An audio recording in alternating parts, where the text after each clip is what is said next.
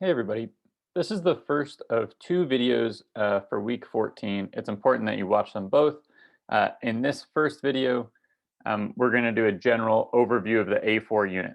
So you've just finished A3, we're moving into A4, that's our last unit.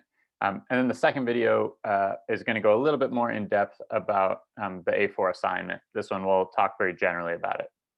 So first, let's do some scheduling things. Your final draft of this last paper is due Monday, May 10th. That is the Monday of finals week. So that's the last thing to do for this class. We don't have a final, so you turn this in by Monday of finals week, and then you're done. That's it for our class. So that means the rough draft is due Wednesday, May 5th by 11:59, comments by Friday. Just like always, you'll turn that into the discussion board, and we'll do an online workshop. We're only workshopping the letter portion of your A4. So there's two parts. There's a revision of your A2 assignment, and there's a letter. We're doing the letter. The revision is not going to get workshopped. It's just doesn't really work that well in the workshop setting.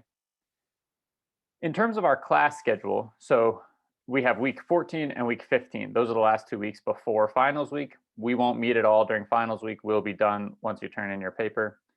We're going to have class on Monday in week 14. So this upcoming Monday. Then we won't have class on Wednesday. Then in week 15, the Monday class is optional. So I'll be there and I can answer some questions about A4. It can be kind of an informal work session, but you don't have to go in week 15. And then there's no class on Wednesday. So we're not doing Wednesday class anymore for these last couple of weeks. Monday, week 14, we do have class. Monday, week 15 is optional. This assignment has two parts, like I mentioned before. One part is a revision of your A2. So you take your A2 paper, you take a look at my comments. I have marginal comments, and I also have an endnote. And so those should give you a pretty good idea of the areas in which you could possibly improve your paper. I want you to think about those, synthesize them, and come up with a plan for revision, and then revise the paper. The way I want you to revise the paper is I want you to make your changes on the document in a different color font. On Monday in class, I'll show you how to do that. So if you're not sure how to do it, I can help you, but you can change the color. And then if you delete something, I want you to either put the deleted thing in a track change comment or put a line through it. So there's a way to do that in Word where you can cross it out. That way, as I'm going through, I can see with the different color font where you've changed stuff, and I can see what you've taken out, what you've added. And it helps me to see, to understand your plan as you are making your changes. So that's one part. You revise your A2. The other part is this letter.